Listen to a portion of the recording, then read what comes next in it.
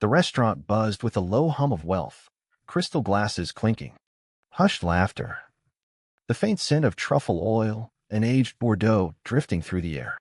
At table 12, in the heart of Lucille on the Upper East Side, Bryson Caldwell sat straight-backed in his tailored charcoal suit, fingers drumming once against the linen tablecloth.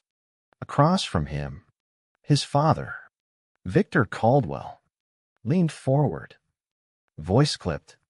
"You understand what tonight means, don't you?" Bryson met his gaze without flinching.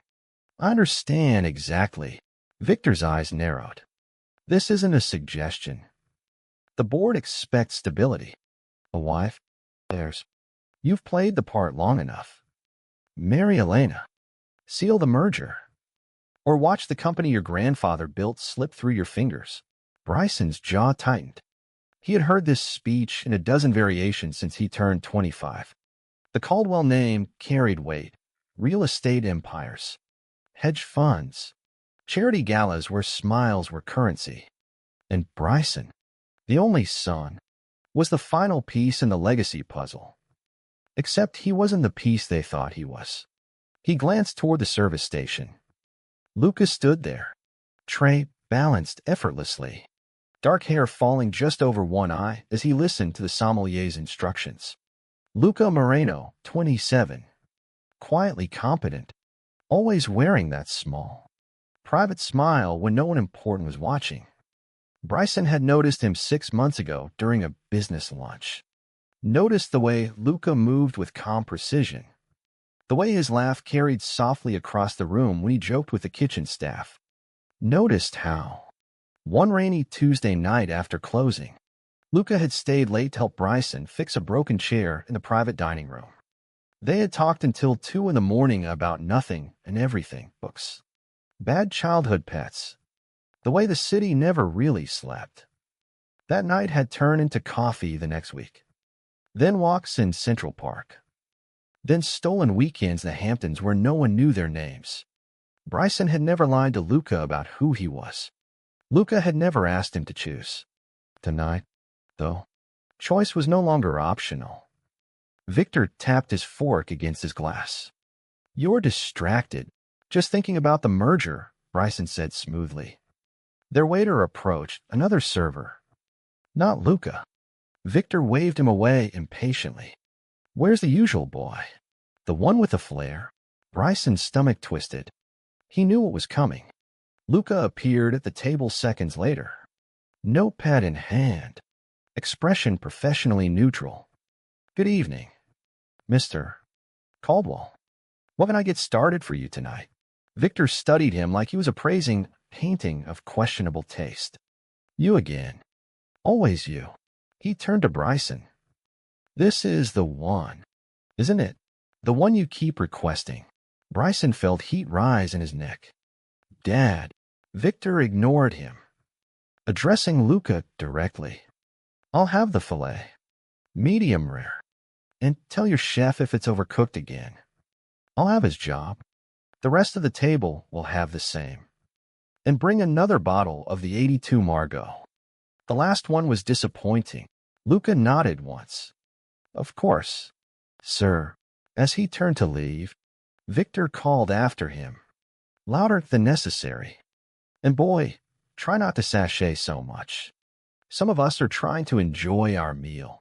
Laughter rippled from nearby tables. A few heads turned. Luca's shoulders stiffened for half a second, barely noticeable, but Bryson saw it. Saw the way Luca's fingers tightened around a notepad.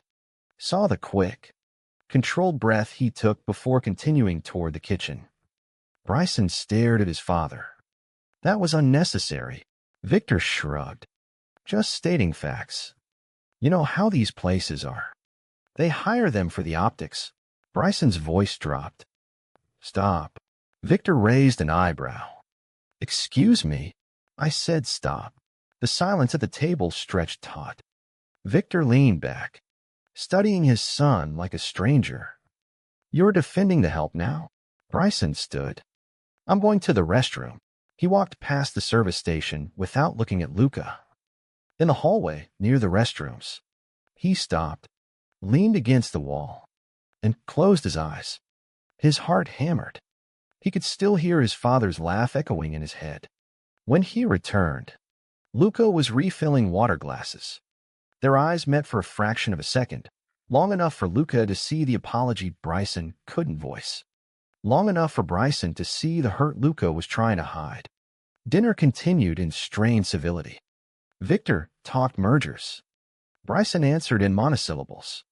When dessert arrived, Victor pushed his plate away untouched. Enough, he said. We're leaving. Bryson, walk me out. In the foyer. Victor gripped his son's arm. You're making a mistake. Whatever this phase is, end it tonight, or I swear, I'll make sure the board knows exactly why you're unfit to lead. Bryson pulled free. You don't get to decide that. Victor's smile was cold. Watch me. He left without another word. Bryson stood alone in the dim light of the entrance. Then he turned back toward the dining room. Luca was clearing table 12. Alone. Bryson crossed the floor. Luca. Luca looked up. Expression guarded. You should go home. Bryson. I'm sorry. For what he said. For all of it. Luca set down the stack of plates. It's not your fault. I've heard worse. That doesn't make it okay. Luca met his eyes. You didn't stop him. The words landed like a slap. Bryson opened his mouth. Closed it. I tried. Luca's laugh was quiet. Bitter. Tried isn't the same as doing. Bryson stepped closer. I'm going to fix this. How? Luca asked softly. By telling Daddy you're in love with a gay waiter. By blowing up your entire future. Bryson flinched. I love you. Luca looked away.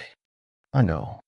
But love isn't enough when the rest of the world is waiting to tear it apart. Bryson reached for his hand. Luca let him take it for a moment.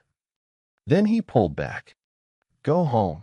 Bryson, he said again. Figure out what you want. Because I can't keep being your secret. Bryson watched him disappear into the kitchen. The restaurant felt suddenly too bright, too loud, too empty. He stepped outside into the cold November air. His phone buzzed. A text from Elena. Dinner tomorrow? We should talk about the engagement announcement. Bryson stared at the screen until it blurred. Then he typed one word. No. He hit send before he could second-guess himself. The next morning, sunlight sliced through the blinds of Bryson's Tribeca loft. He hadn't slept. Coffee sat cold on the counter.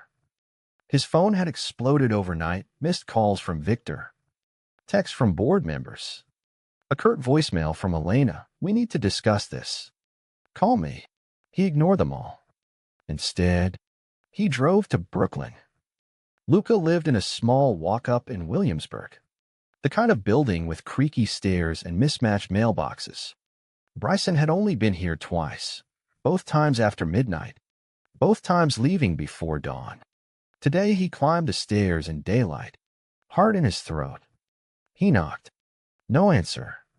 He knocked again. The door opened.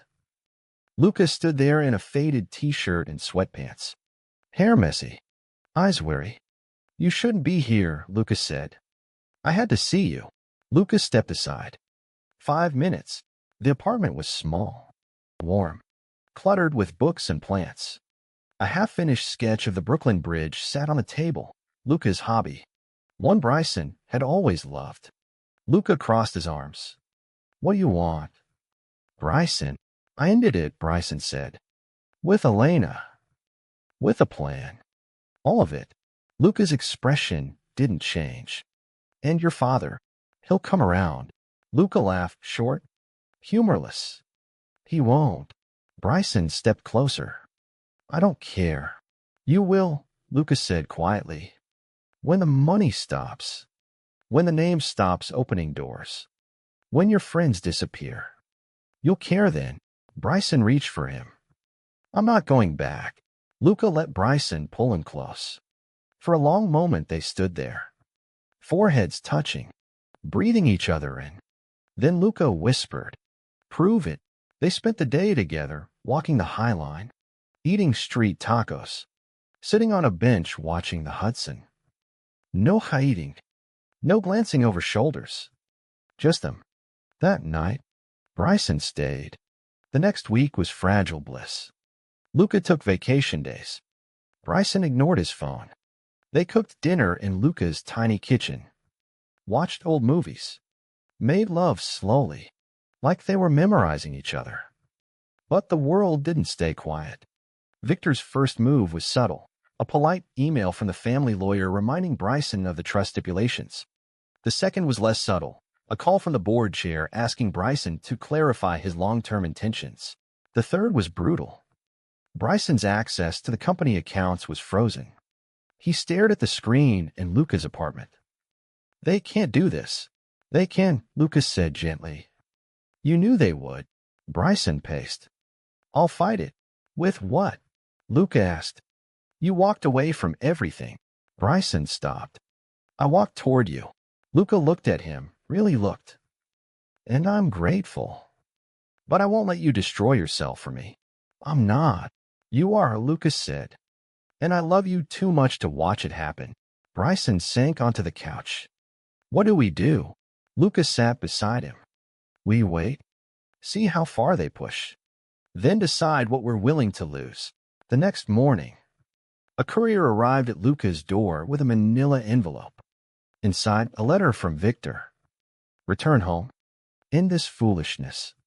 Or lose everything, permanently." Bryson read it aloud. His voice cracked on the last line. Luca took the letter, folded it carefully, and set it aside. "We're not going anywhere," he said. But that night, Bryson woke to an empty bed. A note on the pillow. "I need space. I love you. Don't follow me." Bryson stared at the words until they swam. 3 weeks passed in silence. Bryson moved back to the loft. He didn't unpack. He barely ate. He spent hours staring at the city lights, replaying every moment with Luca, every word he should have said sooner. Victor called once. Bryson let it go to voicemail. "Time's up, son. Board meeting tomorrow. Be there, or don't bother coming back at all." Bryson deleted the message. He started looking for jobs. Barista, retail, anything. The rejections came quickly. The Caldwell name was poison now, too toxic for entry-level positions, too recognizable for anonymity. One afternoon, he walked into a small cafe in the village. The manager glanced at his resume, then at him. "Bryson Caldwell, as in the Caldwells." Bryson nodded. The manager shook his head. "Saudi, we don't need the drama." Bryson left without argument. He was sitting on a park bench when his phone rang, an unknown number. He answered. "Bryson." Luca's voice. "Quiet. Tired." Bryson's heart lurched. "Where are you?" "Doesn't matter. I just wanted to hear your voice." Bryson closed his eyes. "I miss you." A pause. "I miss you too." "Then come home." "I can't," Lucas said. "Not yet. I need to know you're doing this for you." "Not for me. I am." "Prove it," Lucas said again. "Fight for yourself first." The call ended. Bryson stared at the phone. Then he stood. The next day, he showed up at the board meeting, uninvited, unshaven, wearing the same jacket he'd worn the night he walked out of Lucille. The room went silent when he entered. Victor stood at the head of the table. "This is a private meeting." Bryson walked to the center. "I have something to say." Victor's eyes were steel. "You've said enough." Bryson looked around the table, at men and women who had known him since childhood, who had toasted his future at Gallus, who now looked at him like a liability. "I'm gay," he said clearly. "I have been my whole life. I'm in love with a man named Luca Moreno, and I'm not going to pretend otherwise anymore." Silence. Then Victor spoke, voice slow. "You're throwing away everything." "No," Bryson said. "I'm choosing something real." He turned and left. Outside, rain had started. Bryson stood on the sidewalk. So, free, terrified, His phone buzzed. A text from Luca. I saw the news. You okay? Bryson typed back, I will be. When I see you. No reply. But 2 days later, Luca appeared at the loft door. He looked thinner, exhausted, beautiful. Bryson pulled him inside without a word. They held each other for a long time. I'm proud of you, Luca whispered. Bryson kissed him. I'm sorry it took so long. Luca smiled small. Real. Better late than never. They started rebuilding. Slowly. Luca went back to Lucille part-time. Bryson took a job managing a small nonprofit. Low pay, long hours, meaningful work. They moved into a one-bedroom in Queens. Nothing fancy. Everything honest. But Victor wasn't finished. The first sign came in the mail, a lawsuit. Victor claimed Bryson had mismanaged funds during his brief tenure on the board, fabricated charges, but enough to tie him up in court for months. Bryson stared at the papers. He's trying to bankrupt me. Luca read over his shoulder. He's trying to force you back. Bryson laughed bitterly. He'll have to try harder. They hired a lawyer, a young, sharp woman named Maya who believed in underdogs. She looked at the case and shook her head. This is personal, not legal. But we can fight. The months blurred. Depositions, hearings, media leaks carefully placed stories about the wayward heir who abandoned his legacy for a waiter boyfriend. Tabloids loved it. Friends disappeared. Family friends sent condolences like Bryson had died. Luca bore the worst of it. One night he came home with a split lip. Bryson froze. What happened?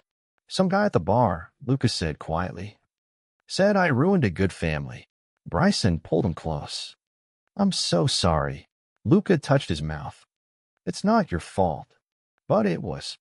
Bryson started having nightmares, Victor's voice echoing. Luca walking away forever.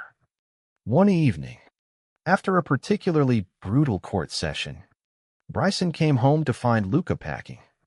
No, Bryson said immediately. Luca didn't look up. I got a job offer. In Chicago. Better pay. Better hours. Bryson stepped in front of the suitcase. Don't do this. Luca met his eyes. I love you. But I can't keep watching you destroy yourself. And I can't keep being the reason you lose everything. You're not the reason, Bryson said. They are. Luca touched his cheek. Then fight them. Without me as collateral. Bryson felt the ground shift. You're leaving. I have to, Luca whispered. For now. Bryson watched him zip the bag. Watched him walk to the door. At the threshold, Luca turned. I'll always love you. But I need to love myself too. The door closed. Bryson sank to the floor. The silence was deafening. Chicago was cold.